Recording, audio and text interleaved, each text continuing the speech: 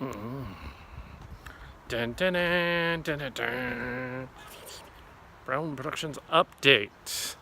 Oh no, it is April 16th, 2019.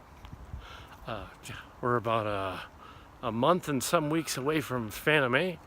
We're about a week and some days away from Avengers Endgame. And we've seen the trailer for Star Wars Episode 9, The Rise of Skywalker. Meanwhile, over at I've seen Shazam, and yeah, it was good. Really had nothing more to say about it, actually. So I didn't do an update because, yeah, it's just there. So yeah, this is a update. And yeah, so let's see. Yeah, stories. Did a lot of storybook covers, and now working on synopsis and summaries for all of them. There are several Starship Locations storybook books coming out in association with the upcoming Chimera fan film, which is based on one of those longer short stories, which is presented in one of the volumes. Yes, so there's 7 of those. There's 3 Starcrackers. Ones are now called Vanguards, Space Vanguards. 3 of those. The 3rd is the Prospectors one. Yeah, so all the leftovers ended up in Pathfinder, in Cillian Space, and in Spacetime I wanted to. So there's a lot of titles there that won't mean anything to you yet, but they'll be on Amazon when they do. So yeah, the official website for Starcrackers and Distant Destinies both list the new titles in addition to the old ones, and they will launch the books officially. There are 24 in all, beginning this year in 2019. But the individual series books, book 1 of each will be released this year most likely, and then book 2 for all of them in the coming months, and then 3 and 4, whatnot. Yeah, they wouldn't all be released all at once because I think Amazon would complain. Say like, oh, you're spamming. Oh, it's a real thing. So yeah, that's the update. Okay, this is a continuation of the Kal Kat Channel update. That I did earlier outside, but only 2 minutes of it was usable. I named a bunch of different book covers from that thing that wasn't necessary to do that. It's a little too soon to do that. They're on the wall here, but let's wait until they're actually out and then discuss them. There's the rewrite of Distant Destinies, the rewrite of Starcrackers, and oddly enough, the Cillian Saga. There's the Marshall Sportiest Saga. As far as I know, that's approved. There are storybooks set in the Cillian universe that are on different planets that are different from the short story collections. There's Spacetime I, which is another short story collection, 1 and 2. There's a lot of other Canary of Space, Vanguards, and Space Vanguards. Let's see, and yeah, Cillian. I've mentioned those, and Pathfinder, which is not Prospectors. Prospectors is part 3 of Vanguards. All of the names, though, are not going to make any sense until you actually see them. So yeah, desktop publishing is the way of the future. That's it's already there. It's the thing, and I guess aspiring writers that probably have already been to my channel noted that the only official stuff was Grandma's book, Blessings Deferred, now called Blessings in Michigan, and Greenville, Blessings in Greenville. That was released just a few months ago. And before that, Blessings Deferred, 2004, and Distant Destinies, the Canary Redemption, in 2008. And now the Canary Saga will tell the story of the 7 books of that series. I suppose I could note quickly in this summary of events that for the past 15 years I've been working on all of the storybooks and novels and things that have been going on. I'm polishing them up, and they were close to publication even as far back as 2015. And yeah, so why weren't they published? Well, just didn't. Well, we had dumped the other publisher, and they hadn't found one until this last year. So that's what happened there. There are 24 books that have not been published in Browne Productions. 24. They're all fiction. Probably looks like up on this wall, mostly science fiction, science fantasy fiction. I would say Cillian Space is science fantasy, sort of a parody. Cillian Space is also called Starship Locations. It's a spoof of Star Trek. It's a parody. It clearly is. It has characters that are clearly spoofs of Kirk and Picard. And that's fine, as long as the names are changed and the situations and ships are changed. They should be fine to publish a parody, because it's clearly a spoof, but it has its own story to tell. It's not a...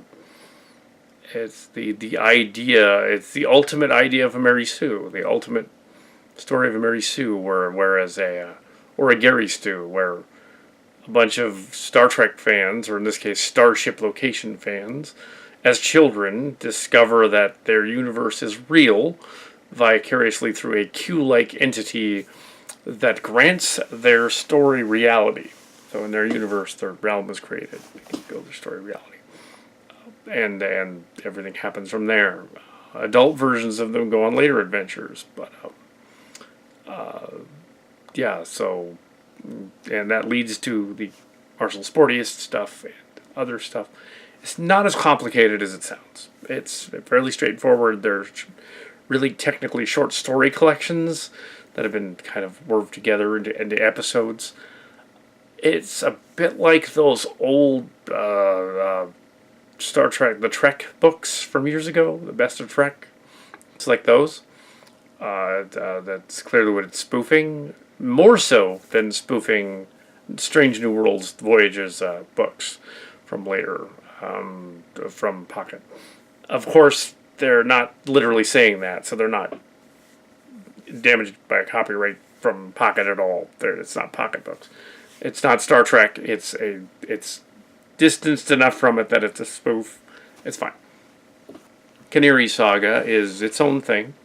It's a 7-book series. It was originally 7 episodes, 7 seasons of a series many years ago that I produced, and then Mark's Cards joined me, or John joined me. We're going to use our real names in these stories. The Cillian one, inadvertently, we decided on the Kal Kat Mark's Cards names, but I think that for Canary they will use the real ones. And they might end up using the real ones for the Cillian one too, just to convey we'll see what's going on. He would get some of the royalties as well, since he came up with a lot of the concepts and ideas, but not the little details. I usually did the details, the overall short stories and stuff like that. Just didn't, he did whatever he could. But yeah, he did not join really with the Canary Space stories doing the little details until book 4, so he's not listed in that one until book 4. They were when they were back in the day, they were other stuff. Others were doing that. They are not listed in the credits. They will probably be mentioned in acknowledgments.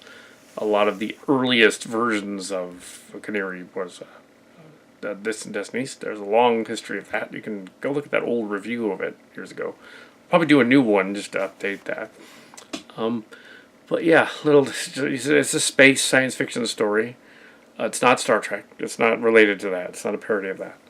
Then there's what's formerly Starcrackers, now Space Vanguards. It's a series with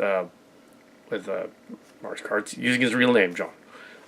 And me. We wrote the series. It was a series of stories. as well. It was a Star Trek spoof. It was basically the other version of Cillian, before Cillian.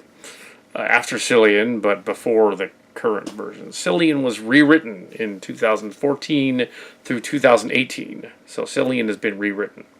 So that it would be canon and publishable.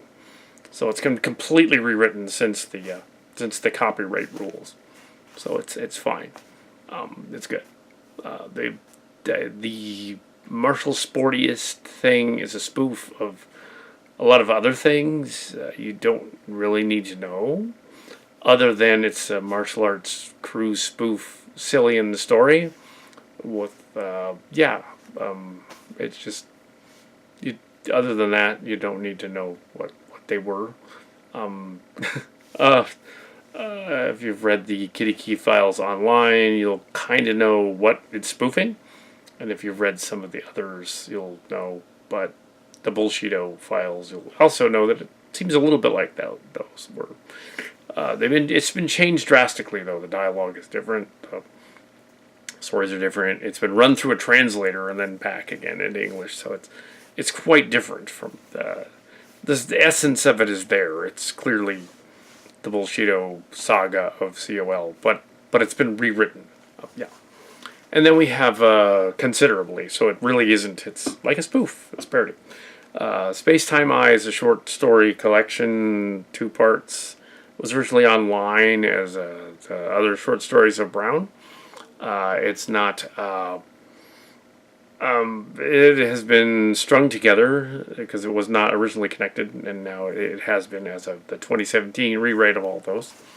It'll be Space Time Eye 1 and 2, the Waymark Saga. So that's fun too. There's some old Distant Destinies and Starcrackers in there, so it's kind of like a crossover.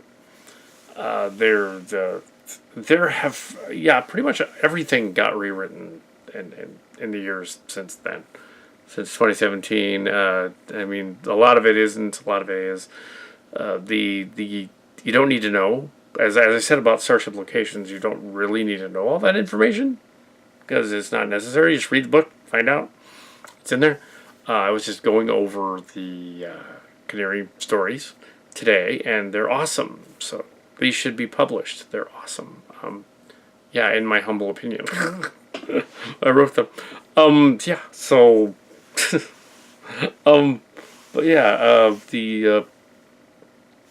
even the two exploring the internet gossip channels, the Capterra and the Cillian stories, the semesters, the other stuff like that. Andover was an interesting one. It's one of those Cillian stories up there because it was actually a premise submitted at a BayCon 2015, and it is going to be one of the stories too. So it's there. It's the Generation Ship story we've been kicking around for years. That was written that year after the BayCon. So a lot of these. So you might think, how did this guy write 20 books in the course of like 10 years or whatever it seems to be, or 15 or whatever? Very prolific. When everyone else is reading something, I'm usually writing it. I've got like ideas for another 7 of other series that are just kicking around. A lot of the earlier stuff came from the locations, the on-location journals, the self-journals. A lot of the semesters Andover stuff is from that. It's been rewritten and fictionalized, basically. It's a fictional version of journals. My journals, basically. The stuff that obviously didn't really happen like that, but... So you got your Andover Evergreen Planet with your Andover ship. You've got your Pine Hill stories with your Pine Hill ship or Pine Hill Planet. You've got your Evergreen Planet. You've got your Miriam Planet. And all these different things going on. Miriam's not really a person. That's just a character on a planet. It's not really a real person. It's a made-up name. It's similar to the grandma's middle name. Other than that, yeah. She didn't write any of them. So, lots of Cillian stuff coming out. Lots of stuff coming out in 2019. The Amazon publication lets you do I guess, a fairly unlimited amount in a year. And sure, they're gonna be there. And also, it's kind of indirectly thing for the Chimera movie, as well as Starship Locations Chimera fan film. It'd be marketing for that almost. Although that fan film is going to be free. That fan film, there's a storybook that has the fan film's plot in it. One of the storybooks has one of the episodes. It's about 100 pages in one of the Cillian episodes. I think it's the 4th collection, and it's in there, It's as a story, and it is basically the Chimera story, but the names have been changed so that it's more spoofy, so you can't tell that it's a Star Trek spoof. But in the fan film, they are the original names, even though it's still a spoof and it's with action figures. So we can't. So that one is close enough that we cannot charge to watch the fan film online. You get to watch that for free. We can't monetize that fan film. But the story is significantly different that we can actually monetize it. It's not a Star Trek spoof at that point. It's sort of is. Yeah. So at that point it's different enough. Yeah, it's a parody, it's a gray area. Also sure, half kicking around other stuff we might do later. There might be new stories in 2019 that are completely new that aren't these ones.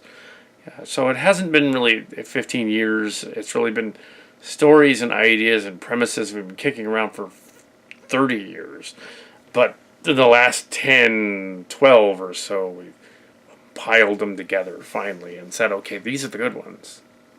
So this means that there's probably, like, really in those old files, probably twice this many books. But nobody really wants to see the ones that are like early drafts of other stuff, and nobody wants to see my actual journals from when I was 14 to when I was 37. They're just not going to want to read that stuff. It's not interesting enough.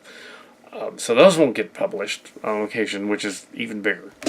That would probably be like, shoot, another 20 volumes of that. I'm prolific years. But no one, yeah, I would think that future historians would find that and go like, oh, that's interesting. It would lead to the Andover stories. Yeah, it would lead to us building a spaceship and sending a generation ship into outer space. Because, of course, we'd become masters of the universe. Like, He-Man, but less fantasy, more of sci-fi. Or like that DC's Primal Age thing. They're going to get sued. Anyway, but yeah, so that's my little take on to add to this thing because it didn't make sense. Yeah. Now it does. This is an update on Channel 1. There aren't going to be any more Browne videos released on the channel. There's some family members are like, oh, we want to do more, like, just cut out everything except including Yvonne and just have Yvonne. It's like, that isn't going to work. Besides, it'll cost money for you guys to make copies of them, so it's not going to happen. That's just, it's like, I don't want, it's going to cost more money to make them than it is to put them up online for free. So I think, I don't see that happening. Yeah, but Fanime is coming up in May. But late April is in game over there at the reviews channel. Yeah, Avengers. Yeah, and yeah, yeah. Those updates of the Chimera fan film will presumably be in production again in May, and for a release date hopefully around the same time as anything that might come out in September. Hopefully it's in September it comes out. That would be cool. But if it's December or early January next year, then I hope not. But maybe it will be. Then it'll be in time for just after Star Wars Episode 9, The Rise of Skywalker. And no, there is no Kal Kat cameo in the teaser. But yeah. Did you think there was going to be? Oh, yes. but Mark's Cards has seen the Bumblebee movie, and does have Kal Kat stuff. Yes. Yeah, Travis Knight filmed that movie correctly, and although we weren't in it, the presence was felt through osmosis. We weren't in it. But yeah, and on Shazam too, oddly enough. But no, we weren't involved in that either. Yeah, so yeah, fan film stuff. Yeah, it's like Mark's Cards and I were joking about some of the other stuff there. Also, there was a Hidden Valley thingy because Hidden Valley Ranches of Butter, and there was a road place called Hidden Valley. That's a joke that's throughout the Chimera stories. You know, that actually isn't a bad title, and we might use it for something. So yeah, but it would have to be a bizarre fantasy romance about a dude or a chick and a 6-foot creature of some kind. But no, but as I also joke, yeah, if it's going to be the most obscure one that goes the most viral, so it'll be like, the movie companies will call up about like Capterra or something. Be like, we like that one. We want you to make a movie out of it. Oh, submit a script and get it out here, and they'll figure, well, that it would never happen because there wouldn't be a script, and then they would just bang out a script and submit it to them, and they'd be like, oh shoot, now we have to pay him. So that's what'll happen. Yeah, because he had one ready. Here you go. 90-minute script of Capterra. Put that out. That was an easy one to do because most of it's just like mistranslated internet gossip from last year. That's all it is. It's the most hacked story ever written. So it's not just the guy from Pocketbooks, Mike Chan. It's not just him. That's a hack. Some of these stories are hacking, but not the Canary and not Starcracker. Yeah, Space Vanguards is good. Canary is good. It's great. Silly, but you can get around that and enjoy the idea that fans become young adults and grow up loving a show that seems like Star Trek. Well, that's cool. So go for it.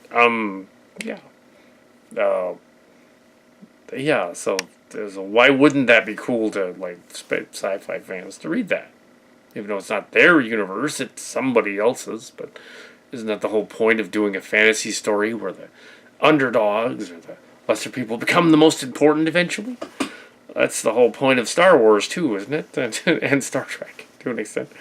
The Wesley Crushers take over, or whatever. Yeah, that's the whole point. Yeah. So. Yeah. The first becomes least stuff, and some of it has Christian allegories thrown in there in some of these stories, and they sneak up on you. It's not like it doesn't get you over the head with it. So some of these stories have that.